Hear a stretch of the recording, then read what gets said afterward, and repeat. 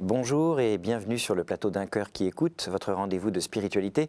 Aujourd'hui, nous avons la joie d'accueillir Thierry Maucourt. Bonjour Thierry. Bonjour. Vous êtes père de 4 enfants, grand-père. En 1991, vous divorcez de votre épouse après 21 ans de mariage. Oui. Vous avez été pendant 5 ans modérateur de la communion Notre-Dame de l'Alliance. Oui, entre 1997 et 2002. Voilà, qui est un lieu de fraternité, de soutien pour les personnes qui choisissent de rester fidèles au sacrement de mariage. Vous avez d'ailleurs publié en 2006 chez MAM Edifa un livre témoignage que vous avez intitulé « J'ai choisi de lui rester fidèle ». Un homme divorcé témoigne.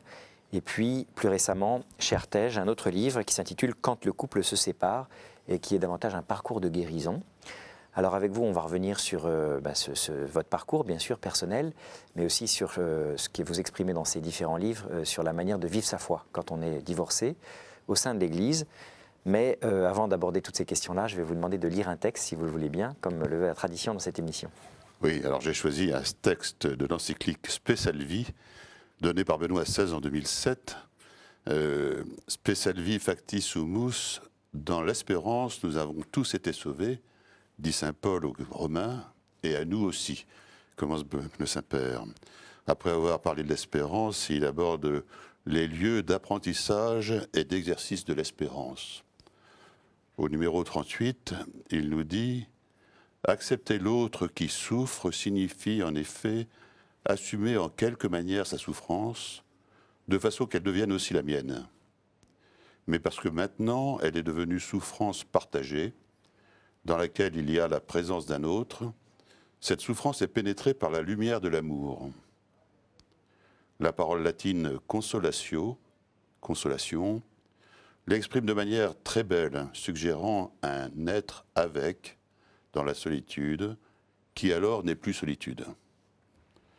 Et un peu plus loin, Benoît XVI nous dit « Souffrir avec l'autre pour les autres, souffrir pour amour de la vérité et de la justice, souffrir à cause de l'amour et pour devenir une personne qui aime vraiment, ce sont des éléments fondamentaux d'humanité. Leur abandon détruirait l'homme lui-même. Mais encore une fois surgit la question, en sommes-nous capables? L'autre est-il suffisamment important pour que je devienne pour lui une personne qui souffre? La vérité est-elle pour moi si importante pour payer la souffrance? La promesse de l'amour est-elle si grande pour justifier le don de moi-même? Alors de fait, vous témoignez bien dans votre livre de cet aspect-là. Quand vous divorcez en 1991, c'est un peu un monde qui s'écroule. C'est un lieu de souffrance. Enfin, il n'y a pas de divorce agréable et sympathique. C'est vraiment un lieu de souffrance. S'il y a réellement un mariage, c'est-à-dire un homme et une femme qui se donnent avec leur pauvreté, mais aussi dans la vérité de leur don l'un à l'autre, il n'y a pas de séparation, de divorce qui ne soit sans souffrance de l'un comme de l'autre. Elle ne se vit pas de la même façon pour l'un comme et pour l'autre, mais c'est une atteinte et une déchirure. Déchirure pour le couple, mais aussi pour les enfants, pour les proches. Avec toutes les, je dirais, les conséquences, et bien sûr en premier pour les enfants. Mais le mariage est un acte social. On le vit comme un acte social quand on entre dans le mariage. Je regrette qu'aujourd'hui, de plus en plus, on se sépare de façon privée et puis les enfants subissent, les parents souffrent, et ce que les enfants ont du mal à vivre, c'est la souffrance de leurs parents. Voilà, oui. Et puis, au-delà de la cellule familiale, c'est la famille élargie, c'est les parents, les frères, les sœurs, les amis, les relations de travail, sur qui rejaillit cette séparation. Pourquoi eux? Pourquoi cette séparation? Voilà. Quelques mois avant votre divorce, vous avez fait une rencontre avec Dieu. Est-ce que vous pouvez nous raconter ou nous partager Je ne sais pas si j'ai fait une rencontre avec Dieu, j'ai vécu une expérience de conversion. Voilà, le Seigneur est venu me rechercher par le col, parce que nous avons été, j'étais baptisé, confirmé, mon épouse également, nous nous sommes mariés d'une façon chrétienne. Au début de notre mariage, nous avons mon épouse faisait du catéchisme à des personnes handicapées, bon voilà, donc, mais petit à petit, nous étions devenus des chrétiens sociologiques. qui préférions aller jouer au tennis le dimanche matin ou aller faire le supermarché. 4 enfants, des métiers, voilà. Et puis, effectivement, oui, 1 an à peu près avant notre séparation, il se fait que je lisais un ouvrage relatant des rencontres entre Marthe Robin et des retraitants, et un homme de l'âge que j'avais à l'époque, c'est-à-dire une quarantaine d'années, se présente dans la chambre de Marthe et lui dit « Je n'ai pas le sens du péché ». Alors c'était en bas d'une page, et je m'attendais à avoir 4 pages de définition de ce qu'est le péché. Je tourne la page et je tombe sur cette réponse qui m'a complètement retourné. « Vous n'avez pas le sens du péché, mais laissez-vous aimer ». Et ça m'a... Ouais, j'ai fait une expérience d'une rencontre avec celui qui est l'amour. Et dans ce « mais laissez-vous aimer », c'est toutes les dimensions. C'est laissez-vous aimer de Dieu, laissez-vous aimer de vous-même, laissez-vous aimer de vos conjoints ou de votre conjoint, de vos enfants. Parce que on sait bien qu'il y a des moments où on se rétracte et on se replie dans sa coquille. Alors après le divorce, vous avez choisi de rester fidèle à votre épouse, qui elle de son côté s'est remariée. Comment un tel choix a-t-il été possible pour vous? Uniquement par grâce. Uniquement par grâce. C'est vraiment le Seigneur qui vous a permis... Uniquement par grâce. J'ai fait une retraite, une retraite fondamentale peu de temps après notre séparation. J'étais dans un groupe de prière. À la suite de ce moment de conversion, j'ai rejoint un groupe de prière qui était dans une paroisse à Saint-Vendry-du-Pec, où il y avait une communauté paroissiale qui était centrée sur l'Eucharistie. Et ça m'a... Voilà, donc ça m'a beaucoup soutenu. L'Eucharistie, oui, la vie sacramentelle. Et puis voilà, et puis j'ai fait le choix dans la nuit la plus complète. Oui, c'est ça, au cours de la retraite fondamentale à Châteauneuf-de-Galore, je suis tombé sur un ouvrage de l'un de nos 2 fondateurs de la Communion Notre-Dame de l'Alliance, qui s'appelle Paul Salin, qui s'appelait à l'époque Séparés, divorcés, une possible espérance. Et j'ai compris que le Seigneur m'appelait à poser le choix de la fidélité dans la nuit la plus complète et voilà, c'était quand même dans les ténèbres. Hein. Quels sont les obstacles qu'il faut accepter de traverser quand on fait ce choix-là? Il y a des formes de pression que l'on peut subir de l'entourage ou de... C'est des obstacles à la grâce. Et on est très capable de faire obstacle à la grâce. Oui, tout d'abord, il y a toutes les tentations. Il y a tout, je dirais, dans les tentations, il y a tout ce que le monde... autour de nous dit, refais ta vie, tu es jeune, ou tu es encore jeune, etc.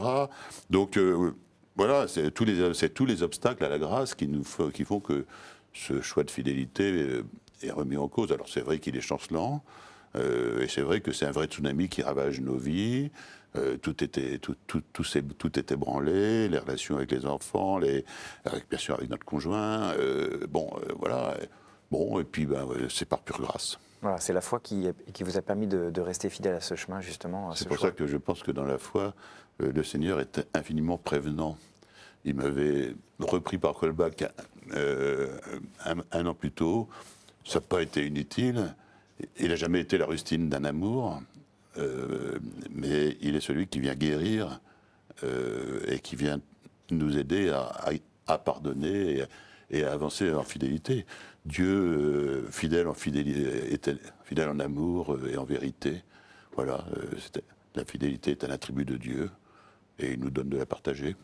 Et quel est le sens de ce choix-là ou de cette fidélité? Est-ce que c'est juste, voilà, en quelque sorte par obligation envers une décision qui a été prise X années auparavant, ou est-ce que ça a un autre sens, un sens peut-être plus profond, au-delà même de la fidélité à la parole qu'on a pu donner à un moment? Alors je vais répondre à la question, et ensuite le sens, c'est le sens que notre foi est la foi en Dieu de l'Alliance, Dieu qui est amour. Et ce que Dieu a uni, l'homme ne peut le séparer. Nul ne peut rien arracher de la main du Père. C'est vrai que quand j'avais 21 ou 22 ans et 20 ans, que nous sommes donnés un oui l'un à l'autre, il était pauvre, limité, empreint de notre péché, mais du fait de notre baptême, nos baptêmes, Dieu a saisi ce pauvre oui et c'est lui qui le rend total. Bon, alors après, eh ben, voilà, ça ne nous met pas à l'abri des épreuves, mais c'est cette fidélité, le choix de la fidélité, il est avant même de rencontrer celui ou celle qui deviendra mon épouse, mon époux. Est-ce que une parole de Dieu ou un texte particulièrement vous a encouragé dans cette voie-là, enfin dans ce choix de la fidélité? Oui, certainement. Dans les ouvrages, je m'appuie, bon, c'est la parole de Dieu, mais comme ça, maintenant, c'est Paul à Timothée, si nous sommes infidèles, lui, il demeurera fidèle, et s'est incarné en Jésus-Christ, et donc il nous rend capables de fidélité. Oui, voilà, par exemple, un texte Vous évoquez aussi, de Timothée, quelque chose. dans le livre, vous évoquez aussi ce passage où le Christ dit « Personne ne coud une pièce de drap non foulée à un vieux vêtement. Autrement, la pièce neuve tire sur le vieux vêtement et la déchirure s'aggrave. » Oui. On ne peut pas, voilà, Oui, oui, refaire sa vie en quelque dans sorte. dans le mariage, il y a quelque chose de la tunique du Christ qui est d'un seul morceau. Il y a ce mystère d'alliance avec toute notre altérité entre l'homme et la femme et toute notre capacité à nous heurter, à nous meurtrir. Et en même temps, c'est une tunique unique. Hein. Et c'est vrai que, si je me souviens bien, ce passage vient après le fait que les disciples de Jean-Baptiste reprochent aux disciples du Christ de ne pas jeûner. Et Jésus répond, un jour viendra où vous jeûnerez de l'époux. Pour nous, le jeûne, ça parle, parce que effectivement, la fidélité, ça entraîne un certain nombre de conséquences, en particulier au plan des relations conjugales, sexuelles, qui, ben voilà. Et donc, Jésus répond en disant qu'un jour viendra où l'épouse leur sera enlevée, et à ce moment-là, ils jeûneront. Et étonnamment, chez les 3 évangélistes synoptiques, on trouve immédiatement après cette affirmation nul ne peut de coudre alors reprenez la phrase. Un vieux vêtement, ouais, un vieux vêtement sur un vêtement neuf, quoi. Voilà, sur un vêtement neuf, sinon la déchirure Plutôt, s'aggrave. un vêtement neuf plutôt sur un vieux vêtement, sinon Voilà. la déchirure s'aggrave. Sinon la déchirure s'aggrave, et je pense que quelque part, ce choix de fidélité dans la confiance et dans l'espérance, dans la foi et dans l'espérance, fait que la déchirure, ben, elle est là, mais quelque part, elle ne s'aggrave pas, et même mystérieusement, peut-être qu'elle guérira, ou qu'elle guérit. Quel conseil vous donneriez à quelqu'un enfin un couple qui est justement en train de se séparer, ou à une personne plutôt qui vient de vivre une telle séparation? Il y a deux choses. Un couple qui vit une période difficile de tension, c'est vrai que c'est difficile, car nous sommes 2 pauvres pécheurs unis par le Christ et nous ne vivons pas au même rythme spirituel, avec les mêmes désirs. Et c'est une des grandes difficultés de la vie, de la réalité conjugale. Ça va bien quand les 2 époux sont à peu près sur les mêmes désirs et les mêmes rythmes d'aspiration spirituelle et à la vie chrétienne. Et puis, quand il y en a un qui est dans la consolation et l'autre dans la déréliction, là, ça devient plus difficile. Tournez-vous vers celui qui se donne dans son Église, et en particulier à travers la vie sacramentelle. Renouer avec la pratique sacramentelle, bien sûr, dans l'Eucharistie, mais aussi dans le sacrement du pardon, parce que moi j'ai découvert ce que c'était que le pardon à travers l'épreuve de la séparation. Avant, je croyais que je confondais beaucoup le pardon et l'excuse. Bon, excuse-moi, j'ai encore laissé mes chaussettes sales sous le lit, et je te promets, demain je ne le referai plus. Et puis 3 mois plus tard, on recommence.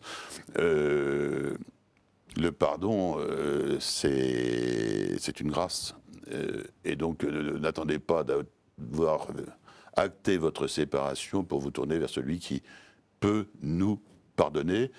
Et quand il nous pardonne, il nous entraîne dans l'amour, et il nous rend à nouveau capables de nous aimer, même si c'est vrai qu'avec les années, etc., la forme, la modalité de l'expression de l'amour évolue au fur et à mesure du temps.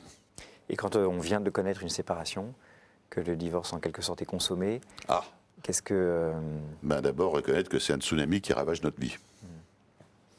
Ensuite, très probablement, essayer de serrer les différents axes et de ne pas les confondre. Il y a un axe, je dirais, purement médical, humain, arriver à se nourrir, il faut peut-être être aidé. Il faut accepter aussi, probablement pendant un certain temps, une dépendance, non pas vis-à-vis de l'alcool ou vis-à-vis de la drogue, mais c'est vrai que par exemple, moi, mes parents étaient encore présents, ils ne comprenaient pas ce qui se passait, mais ils voyaient bien ce qui se passait. Et puis ce sont des blessures tellement profondes et intimes que... Et voilà, on n'accepte pas non plus, on n'est pas là non plus pour... Il y a un fort interne, on n'est pas là pour se mettre à poil. Mais voilà, accepter une dépendance, serrer les différents axes, l'axe médical, l'axe psychologique, l'axe juridique, il faut se faire aider parce que il y a des enjeux pour la famille, pour les enfants, et puis l'axe spirituel. Il ne faut pas le négliger, au contraire. Et d'ailleurs, on constate tout de même dans les communautés chrétiennes que autant de l'épreuve, un certain nombre de nos frères et sœurs reviennent. Alors, le problème, c'est de les accueillir. Et quand on souffre, c'est nous qui nous isolons. La souffrance, ça nous enferme. À tel point que l'enfer, c'est la souffrance non offerte. C'est-à-dire, c'est la souffrance qui tourne sur elle-même et qui ronge.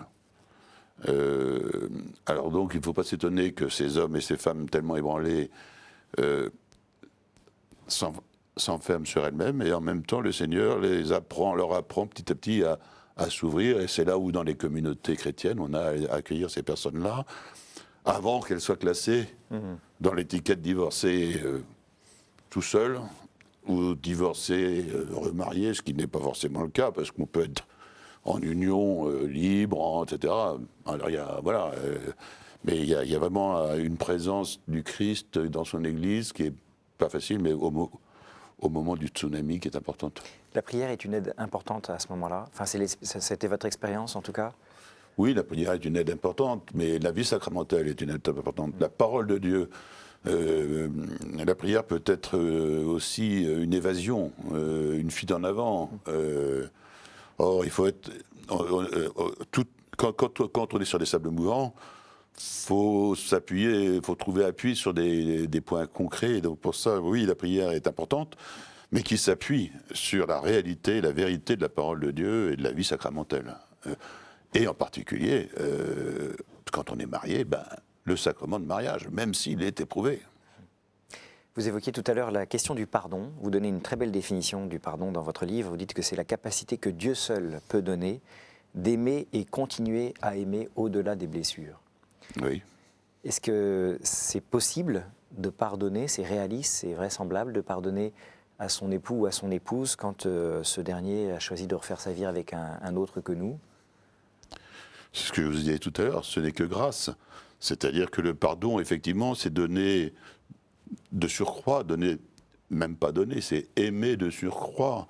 C'est le surcroît d'amour. Quand vous me demandez est-ce que c'est possible, humainement, c'est impossible. Mais le pardon n'est pas de l'ordre humain et naturel. Le pardon, c'est pas quelque chose de naturel. Le pardon, c'est une grâce qui nous est donnée, voilà, de pouvoir effectivement donner de plus en plus, peut-être de mieux en mieux, je dirais, de plus en plus gratuitement, de découvrir progressivement la gratuité de l'amour, car l'amour vrai est totalement gratuit. Il n'attend rien en retour, il n'attend rien. Et donc, alors c'est tout un chemin, et c'est toujours à reprendre. Et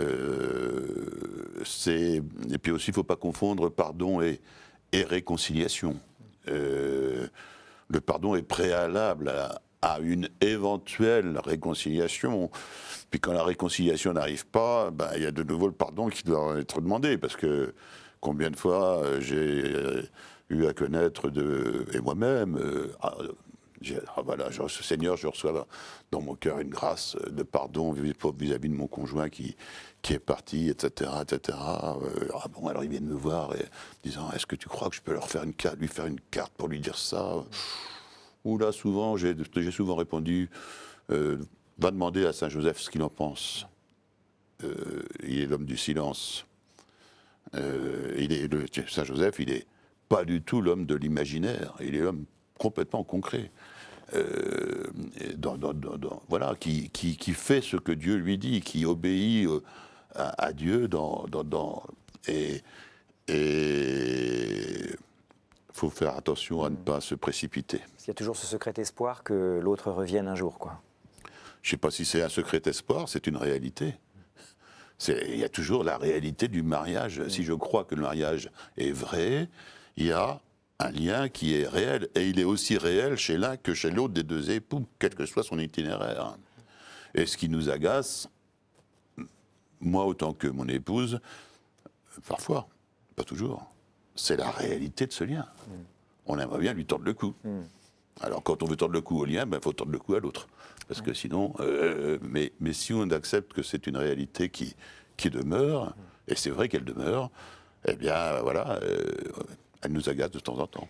Du coup, comment se situer par rapport à cette autre personne avec laquelle le conjoint a refait sa vie? Comment se situer avec justesse, avec miséricorde?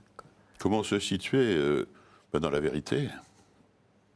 La vérité, c'est que ce que Dieu a uni, c'est un tel et un tel, et une telle, pardon. À l'époque. On n'est pas encore là. Un tel et une telle. Et donc, ben voilà, ce qui est pas uni par Dieu ne l'est pas. Il y a une réalité humaine, une réalité affective, une réalité même sociale quand il y a un civil remariage. Mais cette réalité n'empêche pas qu'il y a un lien qui demeure, voilà. Donc c'est une question de juste place. De juste place. Alors, il faut se battre pour que cette juste place soit respectée, soit acceptée. Et là aussi, il faut beaucoup de temps. Là aussi, il y a un tas de tentations. Il y a une famille qui demeure, elle est meurtrie, mais il n'y a pas une confusion entre... Non, il y a entre différentes familles. Voilà, il y a une famille qui demeure, qui est meurtrie, avec un papa ou une maman qui vit une relation différente avec une autre personne. Voilà, mais c'est une réalité qu'il faut essayer de voir en posant dessus un regard juste. Quelques mots peut-être pour présenter Notre-Dame, la communion Notre-Dame de l'Alliance. Oui, la communion Notre-Dame de l'Alliance, elle va fêter ses 30 ans d'existence dans l'Église depuis de France et même en Belgique. Elle est née d'une femme qui a vécu cette épreuve de séparation, qui s'appelait Anne-Marie Le Marquer, et d'un homme qui est toujours de ce monde, que je salue s'il m'écoute, qui est Paul Salin. Qui est venu d'ailleurs dans cette émission. Qui est peut-être venu dans cette émission, qui lui... ils ont été à l'origine, ils ont reçu cette grâce de fonder ce mouvement, et qui s'adresse à des époux et des épouses qui vivent qui sont mariés et qui vivent cette épreuve et qui se demandent au Seigneur la grâce d'entrer sur ce chemin de fidélité ou de poser le choix de la fidélité. Alors il y en a qui ont constaté l'initiative de leur conjoint, d'autres qui ont pris l'initiative de la rupture, d'autres qui, ayant pris l'initiative de la rupture, au bout d'un certain nombre d'années, ayant vécu ou pas avec un compagnon ou une compagne, se disent mais qu'est-ce que j'ai fait de mon mariage, et nous rejoignent, voilà. Voilà Très bien. On va devoir terminer cette émission. J'ai encore 3 questions rituelles auxquelles je vous demanderai de bien vouloir répondre. La première, quel conseil donneriez-vous à quelqu'un qui vous dirait « j'ai envie de devenir chrétien, par quoi dois-je commencer ?» Écoute Israël, ouvre ton cœur, écoute. La capacité d'écoute, écoutez. Quel est votre héros, votre saint, la personne que vous trouvez admirable? Alors, le héros, ça, je ne sais pas. Enfin, votre saint, la personne admirable, bon, je vais vous répondre de Jésus-Christ, mais alors vous savez que j'aime beaucoup Saint Joseph, donc je vais dire Saint Joseph. Au jour du jugement, qu'aimeriez-vous que Dieu vous dise?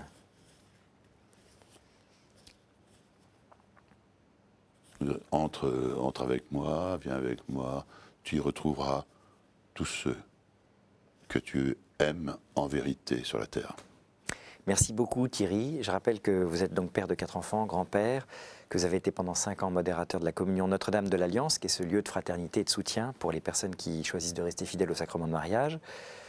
Je rappelle que vous-même, donc, vous avez subi cette épreuve du divorce, hein, et en 1991, que vous avez publié 2 ouvrages, le premier chez Mam Edifa, qui est un livre témoignage qui s'intitule « J'ai choisi de lui rester fidèle », un homme divorcé témoigne. L'autre est un parcours de guérison qui vient de paraître chez Artege et qui s'intitule « Quand le couple se sépare ». On peut retrouver donc la communion Notre-Dame d'Alliance sur Internet, Oui. sur le site cn-da.org. Merci encore d'avoir accepté notre invitation. Merci à vous de nous avoir accueillis et de m'avoir accueilli. Et quant à nos amis téléspectateurs, ils peuvent retrouver cette émission sur le site internet de KTO, ktotv.com. Le site s'affiche en bas de l'écran. Nous nous retrouvons la semaine prochaine pour une nouvelle émission.